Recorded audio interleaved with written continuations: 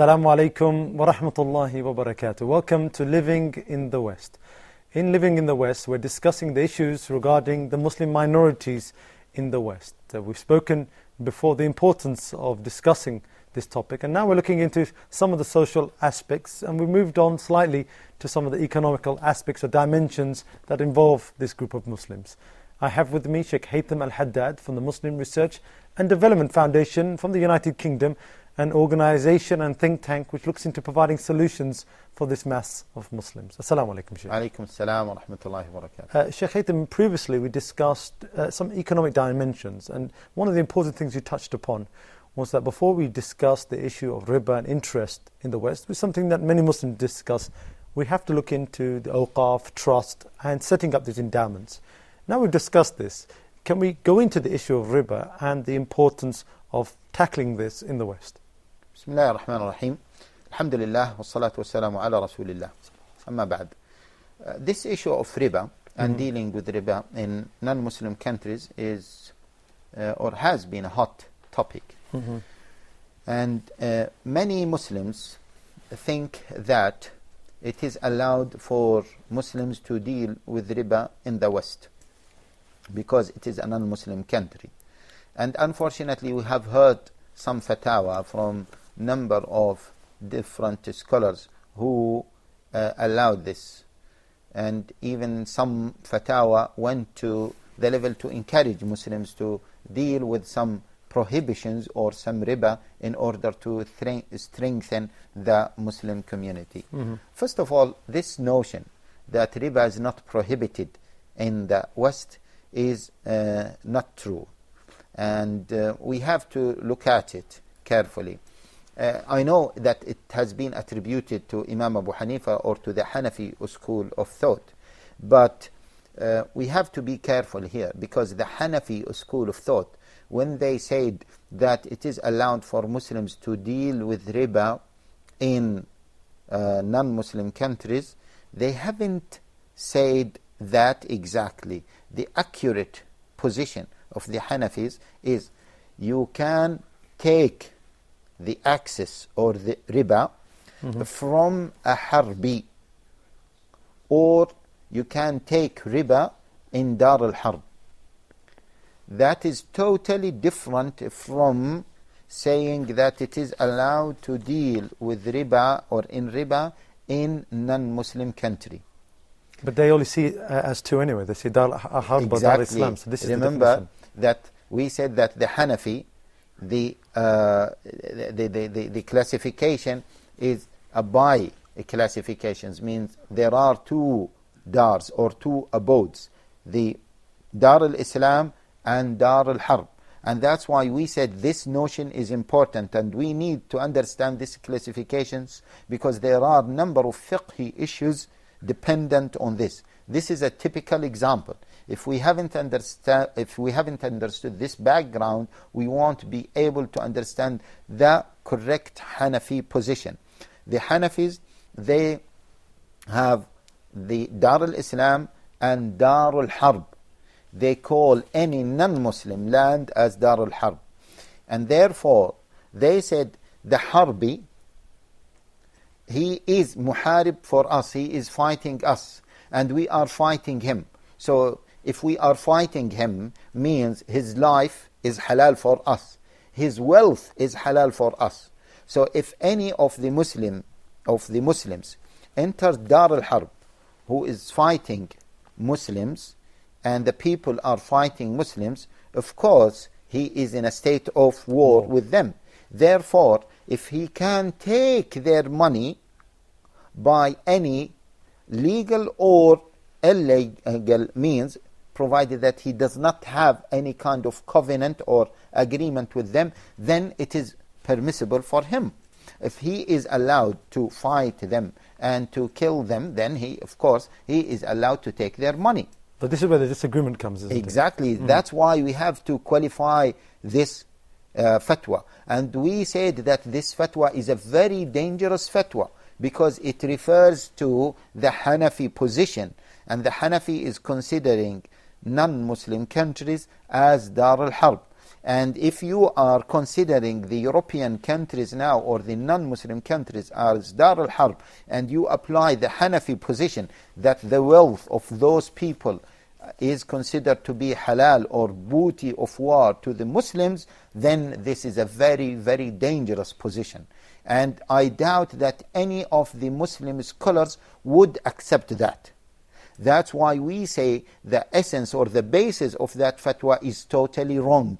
You cannot refer to the Hanafi school of thought in this perspective. Because of the way that they divided the abodes. Exactly. And the approach of the Hanafis. The Hanafis, they said, if it is allowed for you to kill, to fight, then it is allowed for you to take the money. Therefore, if they dealt with you in riba, yes, take the money from them. Don't leave it to them. Is this the same situation in the West now? Of course, it is not. Totally different. That's why we say that the essence of the fatwa or the basis of the fatwa is not right. And of course, some scholars refer to the statement of Al-Zuhri, لا riba fi dar al-harb. There is no riba in dar al-harb. But we say that, first of all, this statement of Al-Zuhri or this hadith is maqtu' and it is not authentic. It's not authentic. Yeah. However, even if we say that this statement is an authentic statement, it doesn't mean that there will be no riba in Dar al-Harb. Means if you deal in riba in non-Muslim country or in Dar al-Harb, it is permissible to you. No, there is another interpretation for this. La riba fi Dar al-Harb means don't deal in riba fi Dar al-Harb, in Dar al-Harb. Why don't you take that interpretation? And so this is the other dalil that they bring. Okay, so let's go back to the original point, which may have been lost, is that there are other classifications of abode which we see are more real or more accepted, and that's why we don't apply this application of Dar al-Harb. Exactly, this is one thing. But you remember that we may say that some of the European countries may have a combination of status. So it might have an element of Dar al-Harb, it might have an element of Dar al-Ahad, and it might have other elements because of the situation now. The situation is complex. But remember, we said that the people living in non-Muslim countries, they have a social contract between themselves and the other people. They cannot deal with the other people as harbis. This is the main point, I think, that we stressed before, and I think it needs to be stressed again, is that this social contract is a contract that's binding upon the people. Exactly. It's not something that somebody says, well, hold on, they made the contract, whether it was done tacitly or not, but I don't accept this. If you are living among them, then they don't look at you as a treasurer. They look at you as a trustworthy person. They look at you as a citizen. Yeah, they might not look at you, they might think that you are part of the fifth column, but as an individual, they don't look at you as someone who is going to steal them.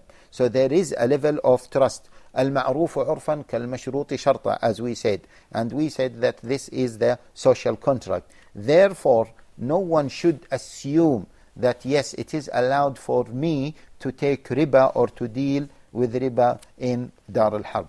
So we've come to the point now, we've come to understand that this riba can't be accepted in Dar al-Harb. But we've come to... even in these non-Muslim countries. But we've come to a point where it's been pushed forward. And to the point where we have major financial institutions which are not Muslim institutions, non-Muslim institutions who are forward in this course. Yeah, this is again another problem, because irrespective of the permissibility of dealing with riba in non-Muslim countries, some people say that there is a necessity here. Yes. There is a darura to deal with riba. But we are telling them, Allah Jalla wa Ala, as the Prophet ﷺ said, that He never made a solution in something that He has prohibited. So let us not assume that riba can be a solution or is a solution. And we have seen in this financial crisis, and we have seen from before, that this capital system, because it is a riba-based system, is facing so many problems. And there are so many flaws in that system. So let us not imagine that riba may bring a solution for either Muslim communities or Muslim individuals. And let us imagine that riba is one of the grave sins, one of the major sins. The Prophet ﷺ said, Al-Kaba'iru Sab'a, in Hadith Abi Hurairah in As-Sahihain, Al-Kaba'iru Sab'a, and he mentioned وَأَكْلُ الرِّبَى. The Prophet ﷺ, Hadith Jabir, said, لَعَنَ اللَّهُ الرِّبَى وَآكِلَهُ وَمُوكِلَهُ وَكَاتِبَهُ وَشَاهِدَيْهِ. Allah Jalla wa Ala cursed the one who eats riba, consumes riba, the one who gives riba, the one who witnesses the contract of riba, the one who writes the contract of riba. So it's not an easy thing. And in the Quran, as I said, if we refer to the ayat, the verses of the economical system, I call these ayat in Surah Al-Baqarah the ayat that build the economical system in Al-Islam. These ayat were talking about the importance of giving sadaqah. From 263 onwards. Yes, and then the ayat that talk about the prohibition of riba. In those ayat, Allah Jalla wa Ala clearly waged war against those who eat riba. Allah Jalla wa Ala says, فَإِن لَمْ تَفْعَلُوا فَأْذَنُوا بِحَرْبٍ مِّنَ اللَّهِ وَرَسُولِهِ. If you don't abstain from eating riba, then be aware that Allah and His Messenger are waging war against you. They said that Allah never waged war against anyone except in the Quran, except those who eat riba. And Hadith ibn Mas'ud radiyallahu ta'ala anhu, the one who eats riba, thinking that he will have an increase, actually كَانَ عَاقِبَةُ أَمْرِهِ إِلَى قِلْ. Actually he will end up in a state of loss. Okay, it's a good point to end on. We're going to take a short break and return in a couple of minutes. Please stay with me in Living in the West.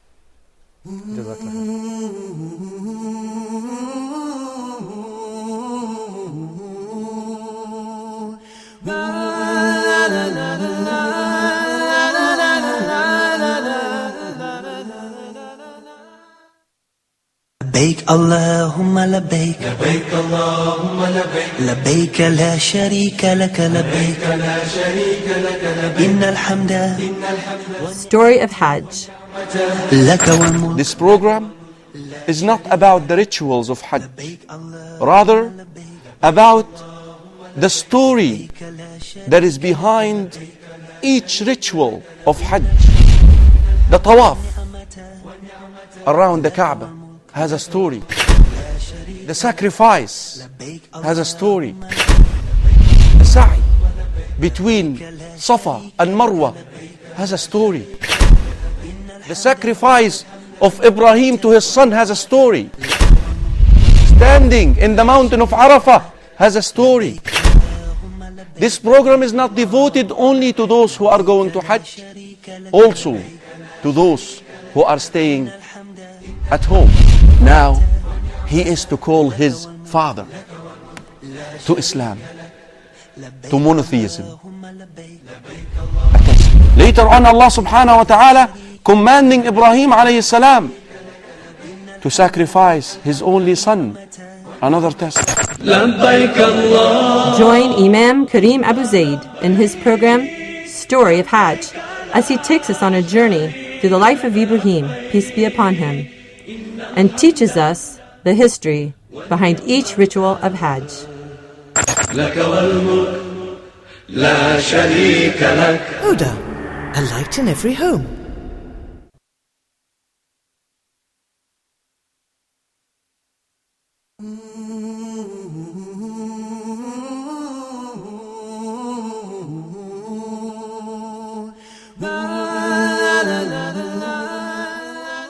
Assalamu alaikum wa rahmatullahi wa barakatuh. Welcome back to Living in the West. Just before the break, Sheikh, we spoke about riba, the dangers of riba, that Allah subhanahu wa ta'ala is waging a war upon the person, him and his messenger, and the one who takes riba. Many people are discussing certain financial products which have come into the market now. These products are supposed to go past the issue of riba. Can we just open up the discussion and speak briefly about these products? Yes, Bismillah ar-Rahman ar-Rahim. There are a number of products offered now in the market, and those products, okay, they vary. Some of products are providing solutions for owning or acquiring properties. Some other products are trying to find solutions for insurance, for example. Some other products are trying to find solutions for financing other needs for Muslims. Even I heard that in some of the European countries they are trying to find solutions to finance students during their study period. Now, these products, some of them have been heavily criticized, and some of them have been successful. Now, here, when we discuss these products, of course, we cannot discuss each single product, but we will give a different description about some of those products. Many of those products are using something called tawarruq. And this tawarruq, where a person is buying something under the condition that he will sell it again. Take, for example, the issue of Islamic mortgage. Islamic mortgage is the person is identifying a property, and the bank is buying the property for the person. But the bank is buying it under the condition that the person or the client is buying it back from the bank. Now, this issue of tawarruq or murabaha with a combination of tawarruq or three-dimension murabaha, you can look at it in different ways. It has been heavily criticized by Muslims in Muslim countries. In the West, unfortunately, this notion has been accepted because there are not many scholars who can speak about it. And there are some also pressure towards or against those scholars, and pressure against the Islamic financial institutions, that they have to compromise a little bit, and they may accept elements of unacceptable transactions in order to overcome their problems. Now, and they say we can compromise a little bit on some Islamic principles because we are living in a non-Islamic environment and we cannot have a pure Islamic product. And we are saying to them, yes, we can compromise a little bit, but we have to be clear with which element we can compromise on and which elements we cannot compromise. And there are elements that we cannot compromise on, and once we compromise them, then we are actually expanding the problem, the scale of the problem. And that's why, some scholars, they considered this tawarruq as a hila, as a deception. And they consider this hila or this deception worse than riba itself. And there are a number of fatwas, and here maybe there is a very famous fatwa of Shaykh Ibn Uthaymeen who said that this riba, this tawarruq is a deception and is worse than normal riba. The condition is the person is entering a transaction and he is bound by law to buy the product again. And this kind of stipulated condition may make the contract as a riba-based contract, but covered with an Islamic label. That's why we have to be very careful in identifying the real Islamic products. And let us not claim that we won't be able to have a pure Islamic products in this non-Islamic system. It's one of the reasons, Sheikh Haytham, that these products are being pushed forward by certain people or accepted by certain people, is because it's following the argument we said before. Some of the scholars, maybe from the Hanafi school of fiqh, and they are slightly different when they look at this topic. Is this not true? This might be a solution, and this might be a reason. The other reason is many people think that you are living in a non-Muslim country, you cannot implement Islam. So anything called Islam, just use it because it has the label Islam. Are we saying that riba can never be taken when there's a darura here? When there's a necessity? There might be some situations where riba can be used, okay? But this situation is not a situation of darura, okay? This is one thing. So we're clear on this, it's not a darura situation. It is not a situation of darura. The other thing, because riba is one of the major sins, and it affects the whole economical system. So saying that riba can be used in cases of darura, as I said, we may accept that. But we have to be very, very careful, because Allah Jalla wa Ala will not put the solution in something that He has prohibited, and Allah Jalla wa Ala will not put a solution in something that He has severely warned us against. That's why we have to be very, very careful. And see, the thing is, if we want to provide a role model, an example for the non-Muslim community, and they see that this Islamic mortgage looks like the conventional mortgage, then they are going to say, is this Islam? Is this the solution that you are providing for us? I remember we have written a long article about this issue, which is Islamic mortgage. Is it a paradigm shift, okay, or is it a solution? Where can we find this article, by the way, Sheikh?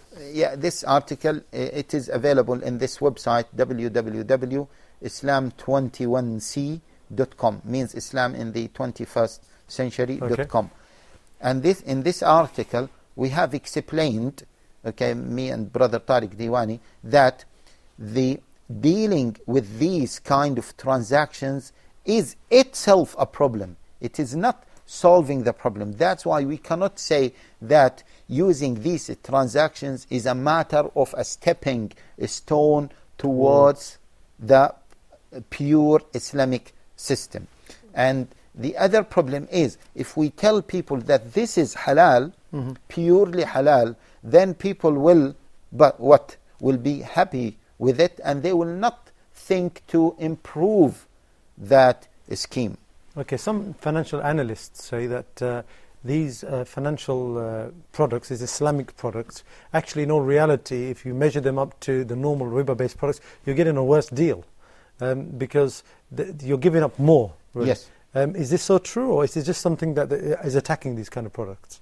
No, that is true. That is partially true, because the Islamic mortgage, normal mortgage, is asking for maybe 17% to be of increase, and the Islamic mortgage is a matter of 20-something increase. But those people, they haven't seen a clear difference. This is the point. They haven't seen a clear difference between the conventional mortgage and the Islamic mortgage. I do remember, after writing an article about the impermissibility of some of those mortgages, a person had an Islamic mortgage and he wanted to change it to he had a conventional mortgage and he wanted to change it to an Islamic mortgage. And he said that he went to the solicitor to have this shift from the conventional one to the Islamic one. And the solicitor, who is specialized in finance, looked at both systems. And he said, I cannot understand why you want to have a shift from this to this, while this shift may inquire some financial burden on you, and moreover, the new scheme is much more difficult and more expensive than the previous scheme. If they are the same, why don't you stick to the old scheme? Imagine that those people who understand little bit of finance, they are saying this about what we are calling as a solution for the Western problems. Okay, so this is again down to the labeling, the using of these labels such as Islamic finance or Islamic how should we say, Islamic products. That's why we have to be careful when using Islamic products. And many Muslims in non-Muslim countries are trying to use this label. TV channels, they are calling it Islamic channels. Products, they are calling Islamic products. They are using the slogan of Islam. We have to be careful, because once you say Islamic something, you are representing Islam. The people who are looking at it, they will consider whatever is presented here, or whatever scheme is included here, is a pure Islamic scheme. So you cannot mess around with that scheme, and you cannot use your personal ijtihad in calling this Islamic. It has to be a matter that most of the Ummah agree on it, that it is Islamic. So again, this goes back to several points we're going to pick up on, which are that the community has to step up and see the importance of not giving this name away. Exactly. That's the first thing, because they're giving this name away. The second thing is that the Muslim minorities must be a very important minority, because you've got major financial institutions who are running after them. So another case for the Muslim generally to understand that they are a marketing power. They're not. Yes. They're not people who haven't got a power. Yeah, that is true. That is absolutely true. And the problem, the biggest problem, and we are referring always to this problem, that many Muslims have this inferiority complex, and they have this defeated mentality. Let me refer to the example of Muslims in South Africa. Muslims in South Africa are doing really well. And you will be amazed to know that the population of Muslim in South Africa is not more than 3% out of the total population. However, they have number of ministers, they have many Islamic institutions, pure Islamic institutions. Yes, they have some other institutions that might not be fully acceptable. Why? Because they have been in that country for a long period of time, and they have contributed to that society. They established their own institutions. That's why, even from a financial point of view, they are doing well. So why to say that Muslims in European countries or Muslims in Canada, in America, they can't follow that example? We can follow it. We can achieve. Let us not live as a subjugated minority. Let us live as a group of people that consider to be an integral part of that society. Well, Sheikh Haytham Haddad, I think you put that point forward, a very strong and convincing point. I hope you do join me next time in Living in the West. Assalamu alaikum wa rahmatullahi wa barakatuh.